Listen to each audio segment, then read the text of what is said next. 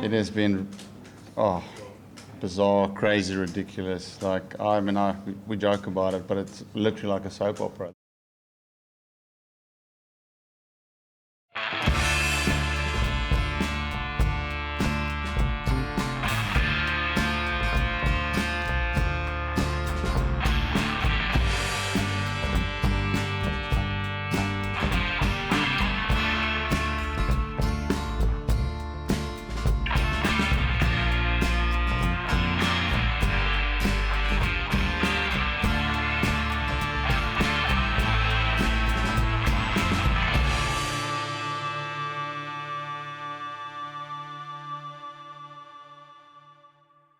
The bull ring in Johannesburg, where just a few hours ago the South Africans sewed up a remarkable 3-1 victory over Australia. This has been a momentous 5 weeks, and we shall try to tell the story of a cricket series that turned into theatrical drama. I was really looking forward to the series. I mean, you've got two great sides. I mean, two sides that I've had a lot to do with, two countries over the years, which for me it was a little different as well. But two high-octane pace attacks, and that's the most exciting aspect of Test cricket as far as I'm concerned. Well, I anticipated some very hard-fought and interesting cricket. As a former fast bowler, I was looking forward to these two bowling attacks. I mean, they're never-say-die teams, aren't they? And there were some class cricketers on show, and I was expecting some real quality cricket. Well, the rivalry's always been absolutely tremendous, hasn't it? So the expectations, I think, from the Australian side of things was very, very positive. AB de Villiers apart and Smith apart, but the rest of the batsmen on both sides were probably the weak links against some good bowling, quality bowling from both sides. It began, of course, with the Australians off the back of an impressive Ashes win and the South Africans having beaten the #1 Test-ranked side in the world, India, here at home. Yeah, leading up before the series, Australia coming off a pretty successful Ashes win. I thought they were just starting to get a good side again. They totally dominated England. So the expectation coming into South Africa was that we had a very good side together. You know, there was so much hype around this series, and I was just looking forward to the cricket that was going to happen. There's an odd sort of quirk to the series in that South Africa always seem to win in Australia, and Australia always win here. In fact, the last time South Africa won at home against the Australians was that famous series, the 4-0 defeat in 1969-70. Australia have got a really good record here in South Africa itself over quite a few years. Yeah, I think we're cock a hoop about our chances. We started at Kingsmead in Durban. The toss was won by Steve Smith. He was pleased to have the chance to bat first, and he sent David Warner and Cameron Bancroft out to open up for him. That first Test match just about had it all. I mean, winning the toss was really important as far as Australia's concerned, and that gave them the upper hand. Well, almost as expected, with Smith and Warner doing good things, and Mitchell Marsh, we thought he'd really matured as a Test match cricketer, in particular with the bat in hand. He had some good performances against England. He continued on his good form. We're about to break through, about to make them sweat a bit, and he comes and scores basically 100. That's huge. That Mitchell Marsh partnership with the tail sort of enabled to get a good score on a tough pitch. And of course we expected the fast bowling group to do good things, which they did, particularly Mitchell Starc, with the reverse swinging ball, at times unplayable. And that little bit of reverse swing from Mitchell Starc has claimed the wicket. Fantastic performance, and especially when he was getting the ball to reverse, when he started to go wide on the crease, coming round the wicket, the left-hander bowling to right-handers and slanting it in and then taking it away from the right-handers. Very, very difficult to negotiate those sort of deliveries, and I think he bowled those beautifully. South Africa were in a position where maybe they might be able to fight back and try and post a decent first-innings score. He ripped through the tail. Beautifully bowled. 5 for Mitch Starc. Outstanding bowling from the big quick. And South Africa are all out for 162. Starc was almost unplayable with the speed he bowled, the late reverse swing he got. Markram was brilliant. I mean, that was great to see him get 100, because people talked about this being a test for him, and he was so determined. He's such a wonderful player, and for him to get 100 against Australia in the second dig in those sort of conditions was important for him, I think, to kick him into the series as well. Started against Bangladesh, Zimbabwe. Are you really tested against those? Not really. Came and did a good job against India, and then the next challenge was probably from a stronger bowling lineup with regards to pace. Could he adapt and produce the goods there? I've always liked Aiden Markram. You know, from the very beginning when I saw him batting here in South Africa at the beginning of this summer, I thought to myself, this guy will go far. He goes into bat in that second innings. At some stage he gets a decent start. He runs AB out, which as a youngster you're going to think, you know, this is, I don't know if he ran AB, maybe I'm being unfair, but there was miscommunication and AB was run out. You wouldn't believe it. David Warner, isn't he pumped up? As a young man, you can sometimes allow that to get you. There's a lot of talk on the stump marks to him after the incident, also about his ability, but he managed to just put all that out of the system, focus on the ball, and I was really impressed. I think that was really his coming of age as a Test cricketer. Quick single, direct hit would have been interesting, but that 100 will be career-changing. That's a knock that Aiden Markram can be enormously proud of. Even though the cricket was really good, I hated what I saw from David Warner with that run out of AB de Villiers, when he was screaming and shouting at Markram. It wasn't at AB de Villiers. Thought it was just a bit over the top, some of the Australian celebrations, so a lot of the chirp that was going on. Yeah, a little bit over top, and you could sense the series was heating up. The ICC getting involved with that as well, with Lyon getting in some trouble. Nathan Lyon's dropping of the ball on AB de Villiers was seen by match referee Jeff Crow as playing outside the spirit of the game.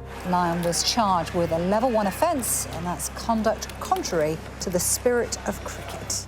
I was seriously disappointed in what I heard from the Australians. The incessant chat, that's a polite word, I guess, that was going on from Australia to the South Africans was, I think, extremely poor. Well, I mean, having played against Australia a lot, you know, they play the game one way, really. They like to play the game on the front foot. They like to sort of the bully mentality, and it just was unnecessary, really. I think a lot of the stuff that was going on in that first Test match, the sledging, the abuse. I'm going to give you an insight, actually. I'll give you a bit of a heads up here. They had to go at Markram about his shirt not being ironed for the entire time he batted. You know, I mean, what's that about? I made reference to it on commentary on quite a few occasions, where I think what is happening on the cricket field with all the abuse and the sledging is just not cricket. Just the incessant, I'm going to call it garbage, the incessant garbage that was going on the whole time from the Australians annoyed me to such an extent where I had to turn my stump mics down. It was annoying me so much. I was getting so annoyed in the commentary box. So that was really disappointing. I think what happened is the Australians pushed South Africa too far, and then they reacted, and unfortunately it blew up, and it was not good for our game. Immensely strong cricket played by the Australians thus far in the match. We're into the 4th day now, and that victory target of 417 is hardly the story, because the pressure cooker of animosity between these two sides is about to boil over. Two times, knock him out. With the left, with the right, knock him out, knock him out, knock him out for the night. Darren Lehmann has given David Warner his backing, confirming he will remain as vice-captain as the ICC investigate an off-field incident between the batsman and South African wicketkeeper Quinton de Kock. CCTV footage from the players' tunnel showed the pair involved in a war of words at tea on day 4 of the first Test. In our stump mics, we could hear a lot of stuff going on, and it was just a matter of time, I think, till someone was pushed too far, and ultimately that's exactly what happened. I think in the end, Quinton de Kock was pushed too far and, reacted, and the man on the receiving end didn't appreciate, taking a word of advice from Quinny. Warner had to be pulled away by some of his teammates, including the captain, Steve Smith. Who started it? I don't know. As far as I'm aware, we didn't get personal. From what I've heard, there was a lot of personal stuff being said to and from. Faf can say what he likes, I guess. It needs to stay on the field. When you're chirping each other, it doesn't need to go any further than that. I'm all for a bit of banter, a bit of sledging out on the field, but once it starts to get a bit personal and taken off the field in stairwells and dress, I mean, that's just, you just don't like to see that. It was horrible. It was horrible for the game. It really was poor for the game. I know it was all on YouTube. I have still not seen what took place in that tunnel. I prefer to just stay away from all the controversy and all that. I like to concentrate on the cricket that was going on. But going back on the park, South Africa got got blown away, simply blown away by Mitchell Starc with that reverse swing. Once things are going for him and he gets his tail up, he's a handful. That Mitchell Starc spell at the end, you know, that was sort of the sealer. That is so good from Mitchell Starc. It was a good start to what's always a tough test series in South Africa. South Africa had a number of players in that first test match that didn't have enough cricket under their belt, and I think that showed, and it allowed Australia to land the first punch. Impressive and pretty threatening stuff from the Australians. So hostilities moved to Port Elizabeth. Interesting place. 4 years ago, it was a great fight back by Graham Smith's team, and particularly by Dale Steyn, that got the South Africans back into the series in Port Elizabeth. Remember how the ball reverse swung then? Well, it was to reverse swing this time around as well. Just one change to the South African side. Lungi Ngidi came in for Morne Morkel. The Australians were unchanged. Steve Smith won the toss again, chose to bat first, and then the sparks flew. I certainly don't think I baited Kagiso in any way. That might be out LBW here. I don't think there was any intent to be physical. You're not allowed to make contact with another player. I'm not going to call it a shoulder charge. I'm not going to call it a shoulder barge. I'm going to call it a shoulder brush. Rabada was over the top with his celebration of the wicket and was really in the batsman's face, Steve Smith. And you don't mind if those reactions maybe lose him a percentage of his match fee, but when it went down to him earning extra points, going over the mark and going to be banned for 2 games, you know, then he's letting the team down. If I knew that I did it deliberately, then I wouldn't have gone into contest. But honestly, I didn't even feel contact in that moment because I was just so pumped up. I didn't feel any contact at all. If I did it deliberately, then I wouldn't have contested. Whether he's shoulder charge, whether they accidentally bump, whatever, it shouldn't happen on a field. I've let myself down and the team down, but you know, I have to move forward. And I have to see if I do get banned, I have to see it as a big learning curve and not repeat the same mistake. Obviously the celebrations and the madness just before it doesn't help the situation, but I don't think there's any malicious intent. I certainly don't think it was anything that needed banning. Look, you want to come up against the best, and right now it's obviously in the hands of the ICC. I would have loved to be playing the next game. Well, actually I don't know whether I'll be playing or not, but yeah, it's not looking good. When the match referee mentioned that there's bigger things to play for you, and that's why I didn't want to ban Davey Warner for 2 test matches and make it a level 3 offence, is because, you know, he wants him to play the rest of the series. It's 2 big teams playing. So I just said I would hope that the same would apply to KG. If he's there, he's there. If he's not, he's not. It's you want to see guys enjoying themselves and getting in the battle, and you know, it's just about ensuring that they don't go over the line. The St George's brass band. I can't remember playing a game where they haven't been here. Differing opinions on the band, Mikey? I have no problem with them, Smithy. Absolutely no problem with them. I don't know why the umpires have suddenly put a halt on things. I wonder if the band are moving out of town. I think they are. Oh, that's a real shame. They're back. And the umpires are signaling they can't hear any nicks or anything. I don't think the umpires were asking them to stop. I think they were asking them to just cut it out as the ball was being bowled. Well, I've been at noisier stadiums. It's a bit of a loss to this occasion in Port Elizabeth. Steve Smith will be saying to his team in that dressing room, not only are we in the game, you could argue we're ahead of it because we've got the lead. Oh, absolutely. 90 runs to play with, and the ball's moving. You know, he knows, everyone knows that starting against reverse swing is really tough. They needed some big players to stand up. That's so well timed, thundered through cover by a fine player who's in good touch.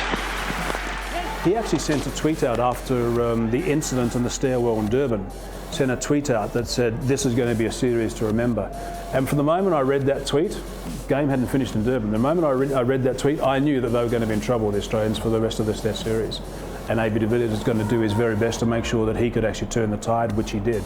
Yeah, AB's class, you know, there was a stage in that game where the game was in the balance. He came out the next morning, got to his 100, batted with the tail, took South Africa to a really good total. Well, he changed the game. I think you'd have to say that AB's innings put South Africa on top and kept them there. That was the master stroke that really put South Africa on top.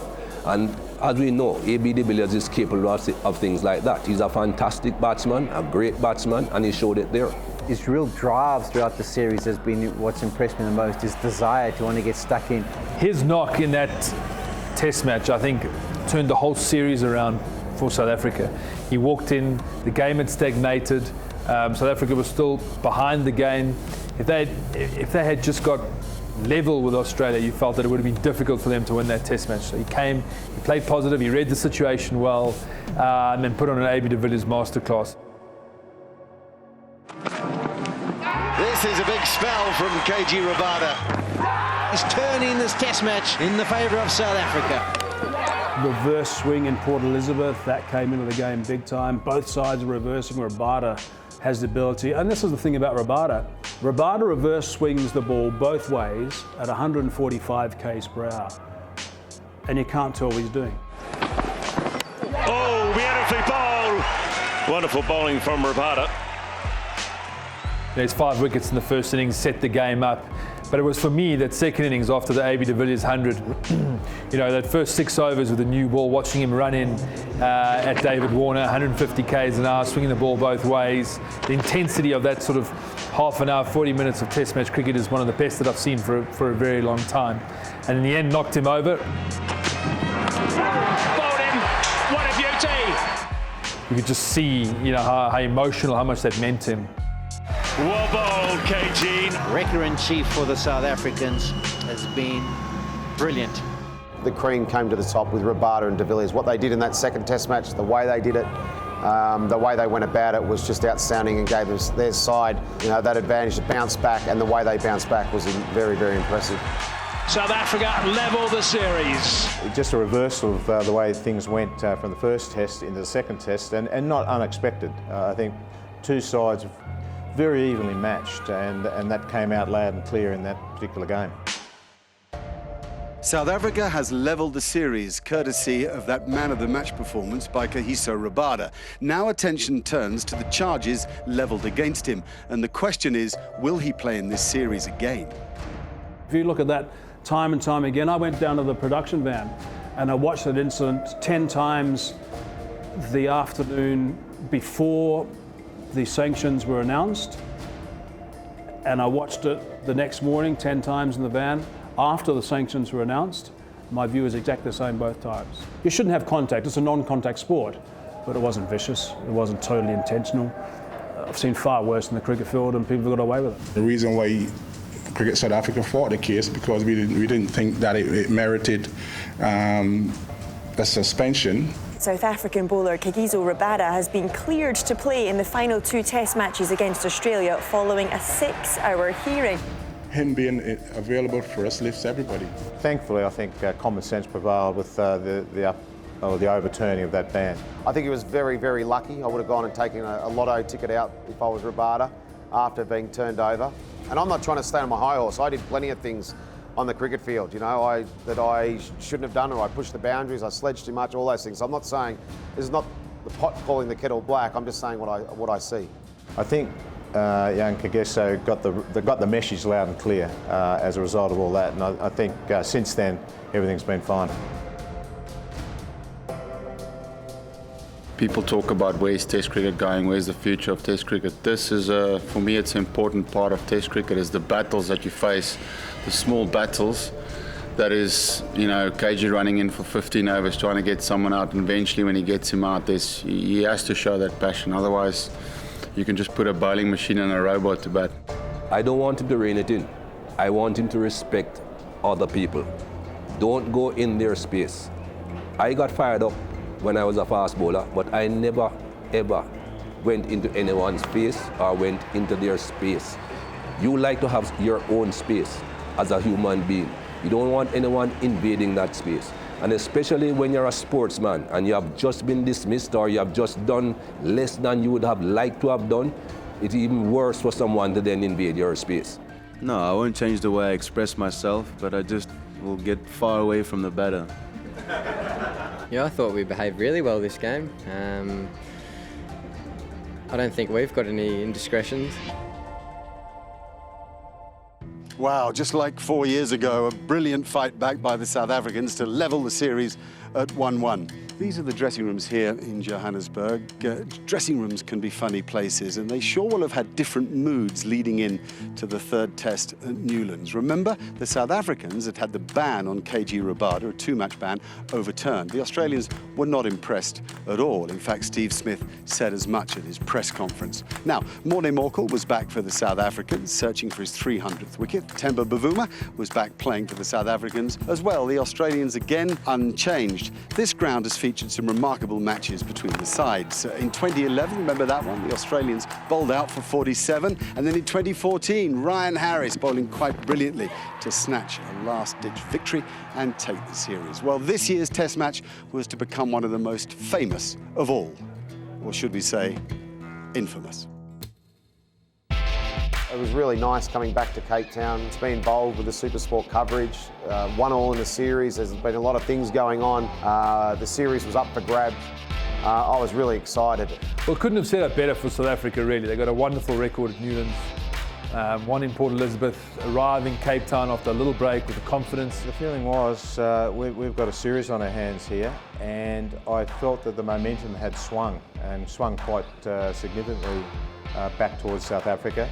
To be honest, I don't particularly believe too much in this momentum thing, because every test match is a new test match. You know, teams that have lost can find ways of rebounding. I just wanted to see the pitch.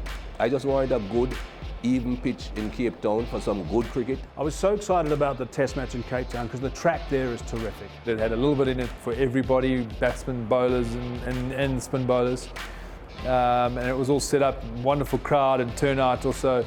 That you always get in Cape Town, which just added to the flavour of what was a very competitive test series. Dean played a good role in Port Elizabeth, but that's in his dogged style, his determined style. And then in Cape Town, he almost came a little bit out of his shell and played with a little bit more freedom. He came out, he was slightly more positive. Dean Ergo, the first innings, that 141, the third time he's carried his bat. That's an amazing feat for someone. I've always admired his tenacity, his guts, his determination, so that was good to see.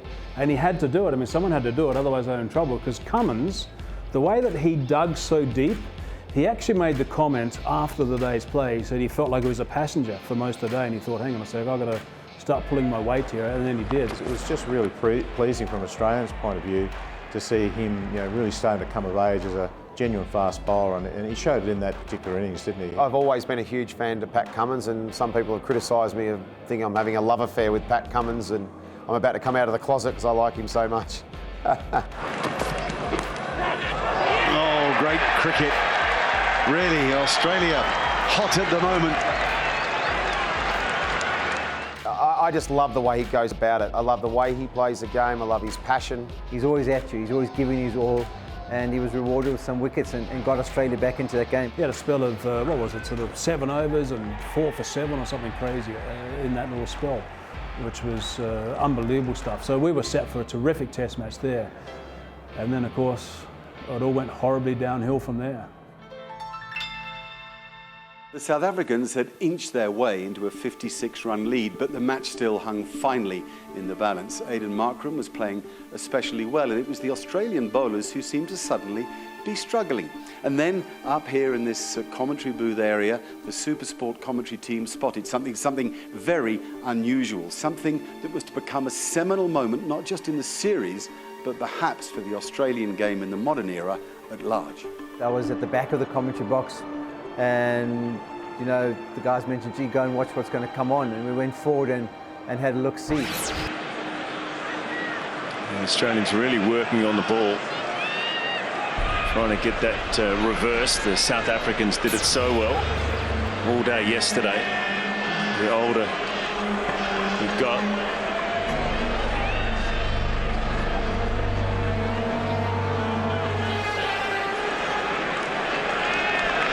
so important to get that ball to reverse for the Australians. Comfortable to see. Just having a look at what's happening there. What is happening, BJ? What are you talking about? What's Faf doing?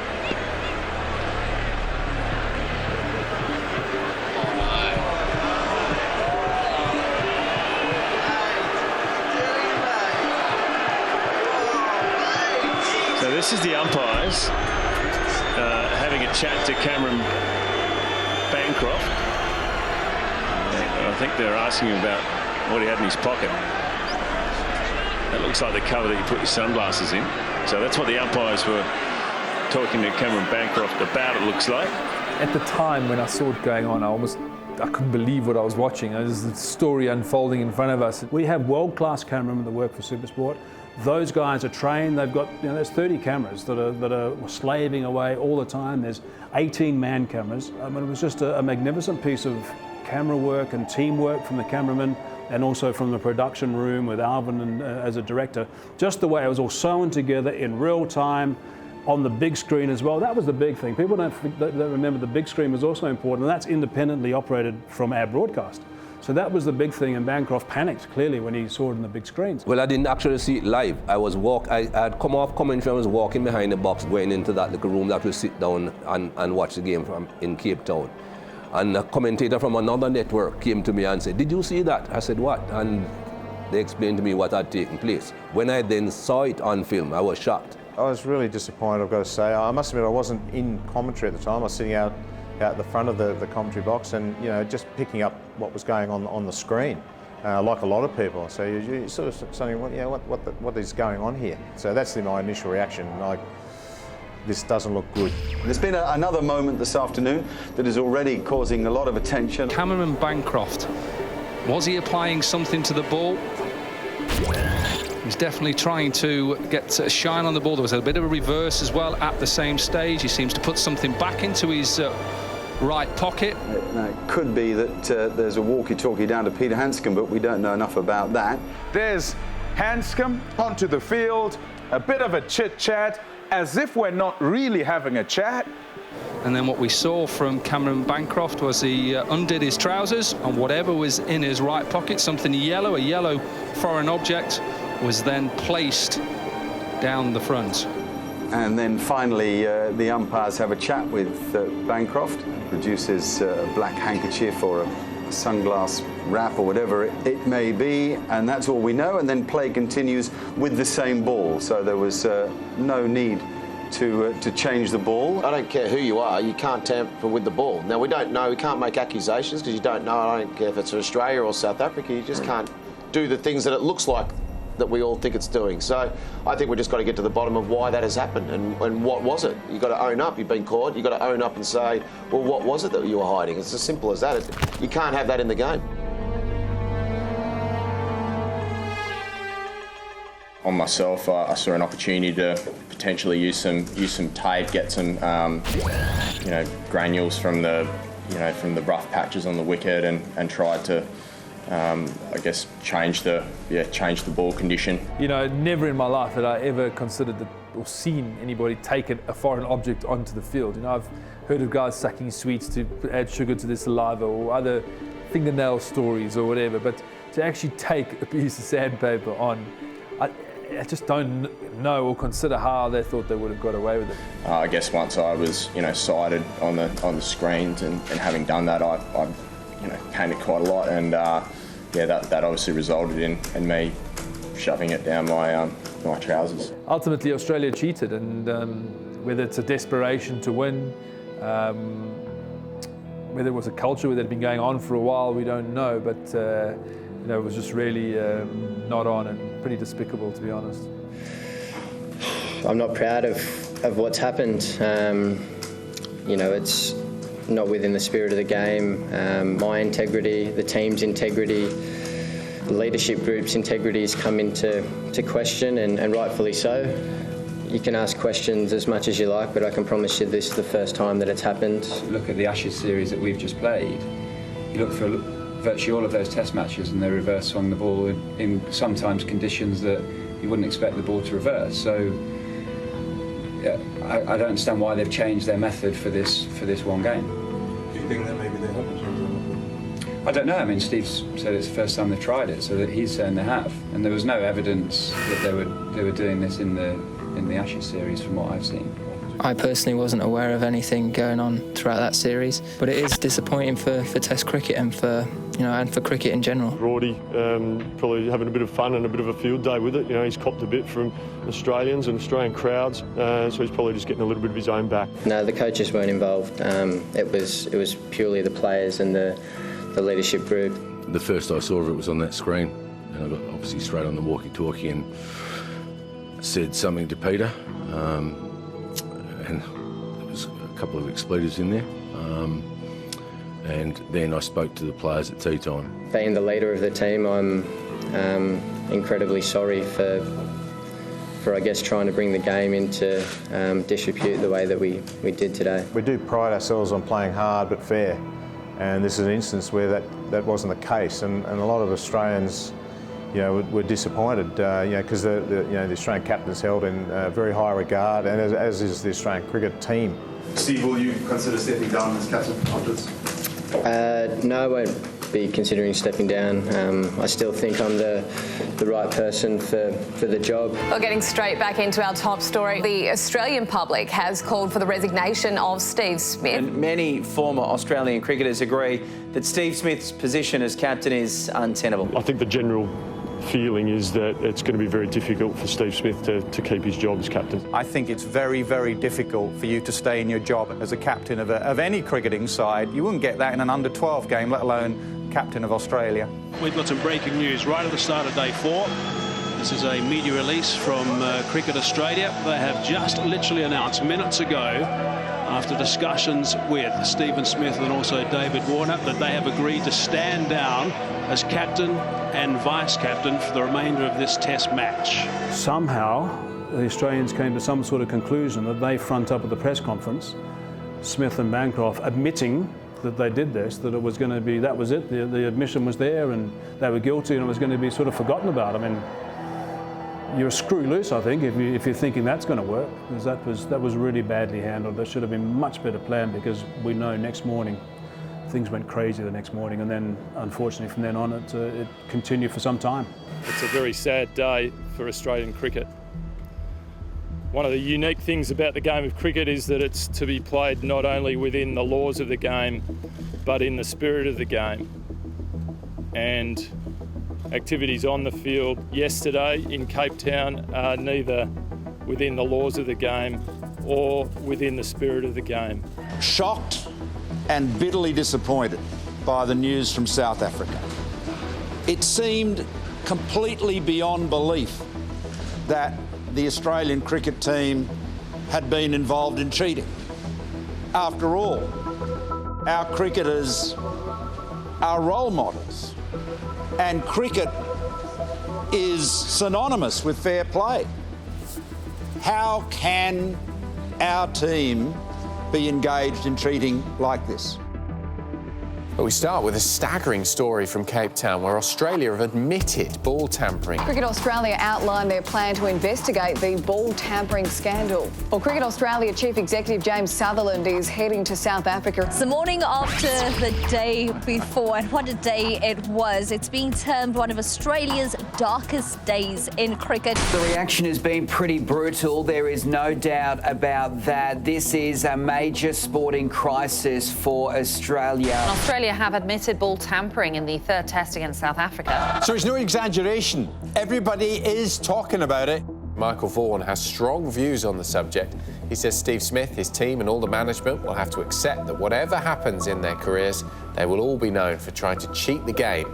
He then went on to say, the more you think about what has happened in Cape Town, the more I realise the leadership needs to be replaced. Positions are untenable, and I say that with the utmost respect for most of that group. Former Test captain, a teammate of Steve Smith, Michael Clarke, he's reacted as well. He said, what the have I just woken up to? Please tell me this is a bad dream. I hope people can forgive. I think Steve Smith's such a great young man. He's got a heart of gold, and I just think he's made a big mistake, unfortunately. It's a sad moment for Australian sport. It's time now to try and, make right for sport in Australia as a whole. What on earth possesses you to do something so stupid is beyond me. Like many, I'm deeply troubled by the events in Cape Town. Some have failed our culture, making a serious error of judgment. Unbelievable, really, to think that you can get away with that. The fact that they've actually planned to do this, they've spoken in the dressing room. This is a shock to the Australian psyche, to their system, and I think they're very disappointed. I think that the reaction that it got in Australia, I'm not surprised about that. And I think the ICC and Cricket Australia are in a position where they have to take action, they have to take strong action, they can't let this go. I feel a little bit let down. You know, they really have dropped our nose in it. You can't bring an object onto the field and start rubbing on the cricket ball, and you've got all the cameras on you. I mean, it's an embarrassment. It really is an embarrassment. The reaction was, it was always going to be, big, but I didn't think that it would be so big, that it would get to that sort of level of, disappointment in the Australian cricket team. I think at times it got over the top, very vitriolic sort of responses at times, from the Prime Minister down. It was quite extraordinary to sort of have politicians having a say in this sort of situation. It should not be down to the Cricket Australia or the Prime Minister of Australia or the public of Australia to be bringing pressure. It should have been the ICC having regulations that are applied immediately. Simple as that. It should not be down to any public. Steve Smith was banned for one game by the ICC. That's the fourth and final test against South Africa. He was also fined his entire match fee. Cameron Bancroft, who tampered with the ball, wasn't banned, but he was fined 75% of his match fee, warned and given 3 demerit points. One more point on his record in the next 2 years would see him get a suspension. All 3 players who have been reported will leave South Africa tomorrow. Their replacements in the Australian squad for the 4th test here in Johannesburg will be Matthew Renshaw, Glenn Maxwell and Joe Burns. Anytime you get selected to play for your country, if I do get selected when I'm over there, it's something you've got to just try and relish. Steve believes, given the current circumstances, it's in the best interest of the Rajasthan Royals that he steps down as captain so the team can get ready for the start of the IPL. What do you reckon the bans are going to be for the captain and the vice-captain, the former captain and the former vice-captain? I don't know, 6 to 12 months. I think they've probably been a bit light on this in the past, and now's the time. Yeah, now's the time to do something about it. We were expecting them to be banned for a long time. I can't see these guys playing cricket next summer. The process that the Cricket Australia board has worked through over the last few days has been exhaustive to arrive as best we can at decisions that are sanctions that are representative of an appropriate measure given the incidents that took place in Cape Town on Saturday. There you go, James Sutherland speaking. Let's bring you more on that breaking news then if you're just joining us. Steve Smith, David Warner banned for 12 months, Cameron Bancroft 9 months. I think being rubbed out of the game for 12 months for ball tampering, Steve Smith's not Pablo Escobar. He made a mistake. He's a good person. So I think the penalties that were handed out to those 3 were very harsh. Some people are saying the bans were too strong. I don't. I think they're right.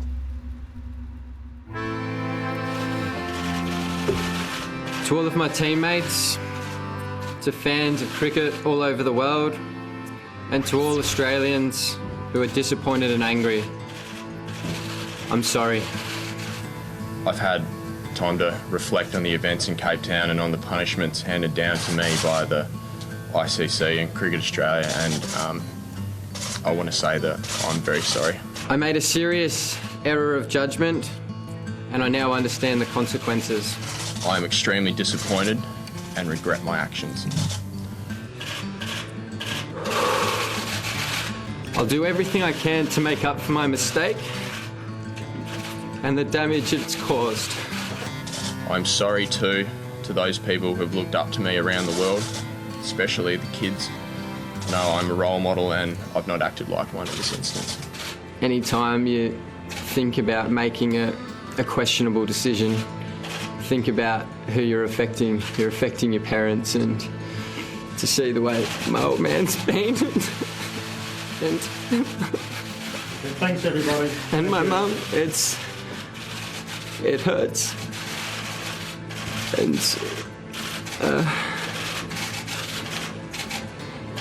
I can't remember what else. But it's, yeah, I just want to say I'm sorry and for the pain that I've, I guess, brought to Australia and the fans and the public. It's devastating, and I'm truly sorry. He is a genuinely nice guy. I think that comes through loud and clear, and he just had this moment of madness, allowing it to go on, and he's felt the full force of a poor decision it was. And so, all those emotions came out when he finally faced the media back in Australia. Definitely, we feel sympathetic to a person who has made a mistake and has to pay the price for it in whatever way that is decided upon that. So yes, we do feel sympathetic towards the guys who have found themselves in hot water. I never like seeing people hurt or the disappointment. I think it's just a realization of so many things for them, and you hope that they learn. I mean, I would love to have a conversation with Steve Smith and try and understand, what sort of culture is that how he wanted his team to play? Was he forced into it by the coach or some senior players? Or, I think that's probably, for me, will be his biggest disappointment, that he never actually stamped his own culture on that environment. Or maybe he did and it backfired. So, in terms of sympathy, yes, when you watch this unfold, you think these are young guys who've made a mistake. In particular for me, Bancroft and Smith, I felt for them. Dave Warner for me is a guy that consistently pushes the boundary lines. For long periods of time now, I think he's had this coming. And unfortunately for him, it's hit the wall.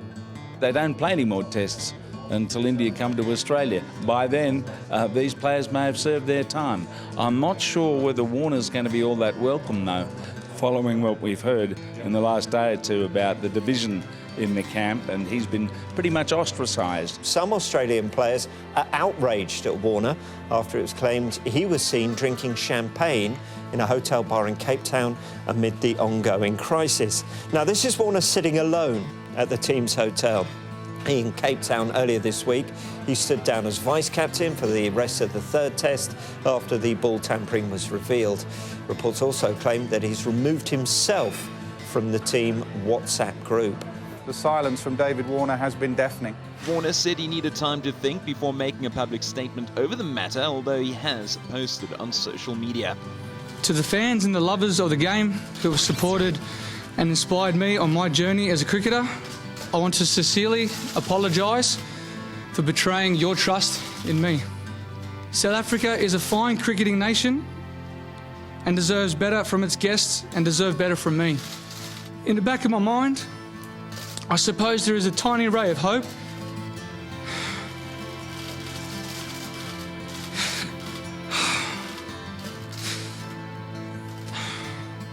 that I may one day be given the privilege of playing for my country again. But I am resigned to the fact that that may never happen. I suppose the one thing that surprises me is that Darren Lehmann has kept his job and has not resigned. There's been a lot of reports that he's resigned. Reports on Tuesday suggested that Lehmann had handed in his letter of resignation. However, Cricket Australia CEO James Sutherland denied those rumours. Turns out that there was some truth to those reports. I just want to let you know that this will be my last test as head coach of the Australian cricket team as I'm stepping down. Once I spoke to Darren and spoke to Buff about why, and he said that his kids are getting threatened, his wife's getting threatened. When it starts to boil over into that because of this silly hysteria, then something needs to be done. My family and I have copped a lot of abuse over the last week, and it's taken its toll on them. As many of you sit in this room will know, life on the road means a lot of time away from our loved ones, and after speaking with my family at length over the last few days, it's the right time to step away. It's good to see that Buff put his family first, and that's why he sort of switched decisions in 24 hours. Despite telling media yesterday that I'm not resigning, after viewing Steve and Cameron's hurting, it's only fair that I make this decision. It's been a wonderful experience coaching the Australian cricket team. I hope the team rebuilds from this and the Australian public find it in their hearts to forgive these young men and get behind the 11 who are going to take the field tomorrow.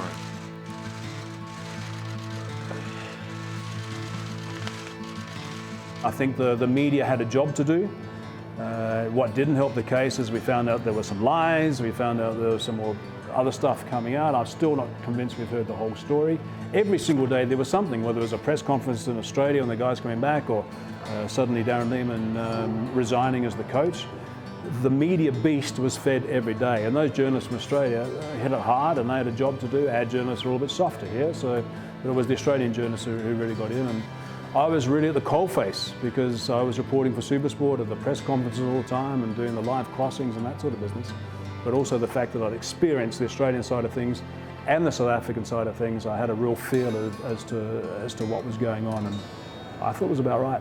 And I felt for the South African players because they played so well, but the headlines are all about the players who are off and banned and sent home and banished and disgraced Australian cricket and upset the Prime Minister. Although it always will be remembered, there's nothing we can do about it. To be remembered for what it was. There was also some good cricket, let's not forget about it. They're going for quick singles, could be dangerous. Oh, I think he's gone. Oh, that's a great catch. That is a blinder. That is unbelievable stuff from Markram. Brilliant from Warner. I mean, he announced at the beginning of the series, he all of a sudden left out of the second game. Will he get another opportunity to get his 300 wicket? He then gets the opportunity because Ngidi gets injured. And he comes in and has a performance like that. It was just a great moment for him in Cape Town, where he now lives. His family were there. So it was fairy tale stuff, and whoever did that script writing got it right. Chasing it, he didn't need to play it, he did. And Morne Morku picks up his 310th wicket. The way they engulfed him immediately, everyone engulfed him. I don't think I've ever seen a player get swamped by his teammates like that. I mean, that just told me volumes about Morne Morku, the player, and I was so pleased for him. He deserves that. He's just a champion. Just being there for his 300th wicket, having played with him a long time, knowing the man, I think for him to have his family there, see the emotion come through him and the appreciation from his teammates, I think it just made it really special. So that is a moment that I think he will remember most fondly, I think probably out of his whole career. That's probably what he will take with him. This is over the top. Vernon Philander comes around, taken. That's it. South Africa win. Emphatic win here in Cape Town. And a dark day for Australian cricket. 5 wickets for Morne Morku. Brilliant performance. Match-winning performance. Fantastic performance. The people thoroughly enjoyed it, and all over South Africa, I'm sure they enjoyed it too. Well done. All right. If I get asked the question again, what is your most memorable or special day? It'll definitely be today. This is the players' race at the Wanderers. South Africa are 2-1 up in the series, and the Australians are reeling. Tim Payne has taken over the reins of captaincy. Matt Renshaw and Joe Burns have flown from Australia and will play immediately. So too, Peter Hanscom and Chad Sayers on debut. The South Africans are unchanged. Faf du Plessis wins the toss and bats first. It's over to Dean Elgar and Aidan Markram. Right, here we go. And that's beautifully played by Markram. Markram has looked excellent in this innings. Oh, that's nicely played. He's just helped it on his way. Down the pitch he comes, through that gap at extra cover. It's a superb 100. At 2:10 in the afternoon of the first day's play, Aidan Markram brings the crowd of the Wanderers to its feet. Well, Markram, I don't need to speak about him again. I've always rated him, and I'm glad to see that he's not just getting one test match century in a series, that he can go out and repeat that sort of a performance. He's that good a player. He ends up as the highest run scorer for the series. For us, he's been a fantastic find. He's just an outstanding talent, mature, very well organised mentally and technically, and a guy with a huge future. I love watching him play. He's excellent to watch. Markram goes to 150. It's a fine Good Friday.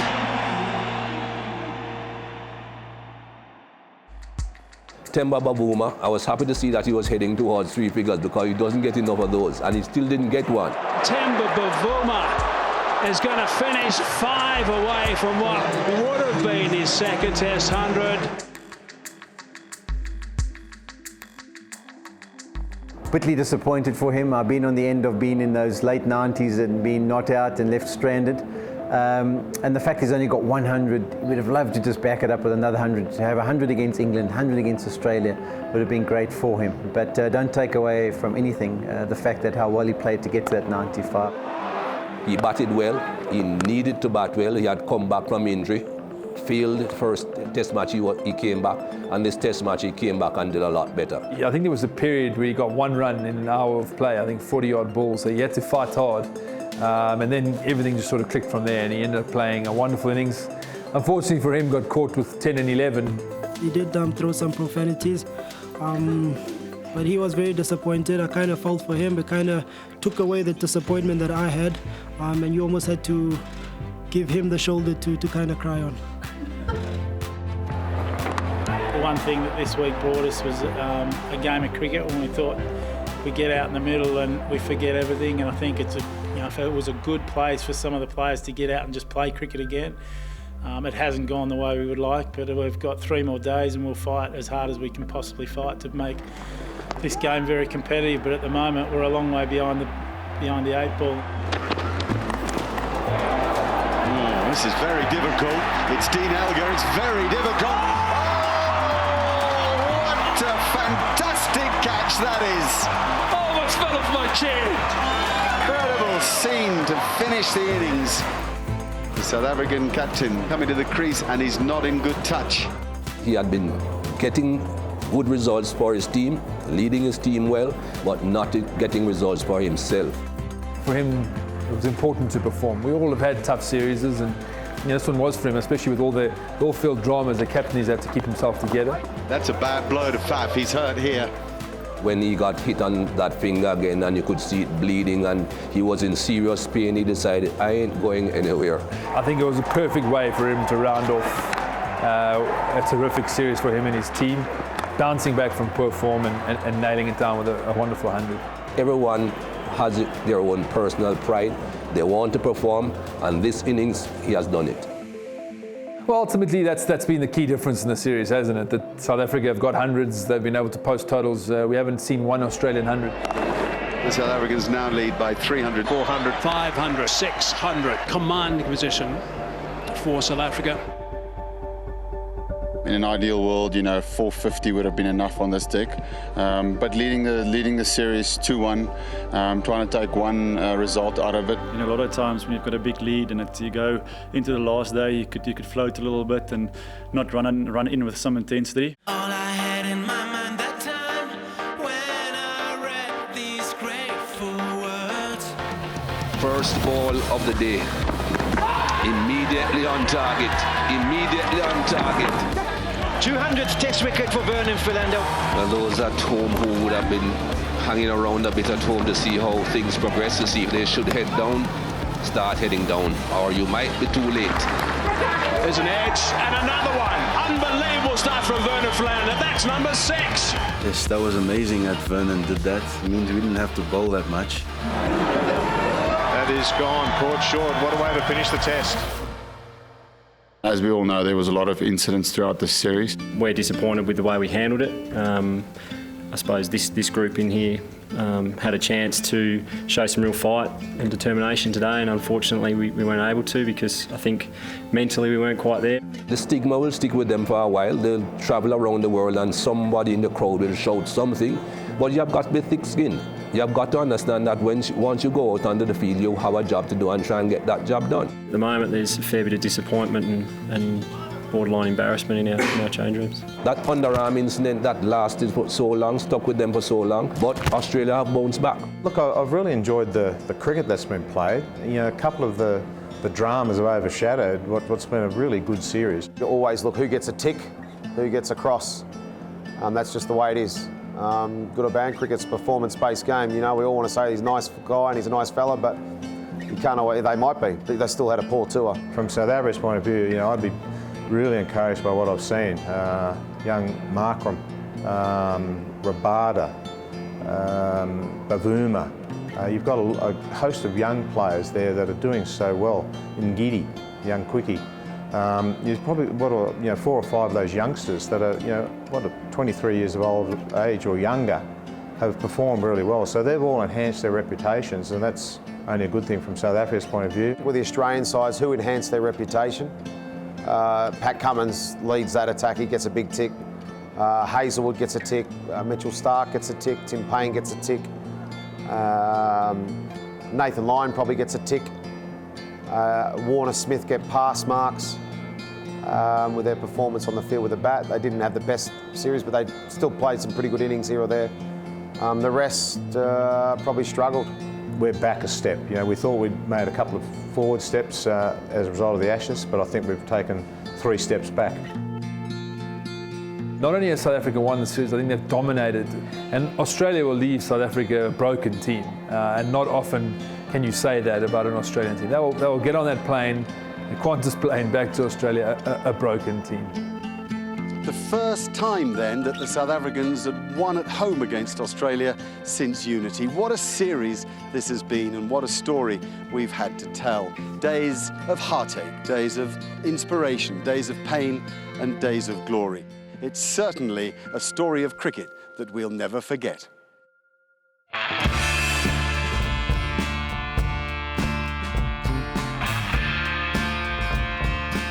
I know when we play other opposition, you can feel the toughness on the field, and off the field, you appreciate that it was a good battle.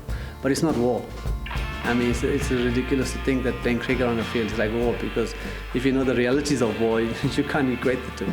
Yes, it's a tough battle of skill, but you got to have respect for each other.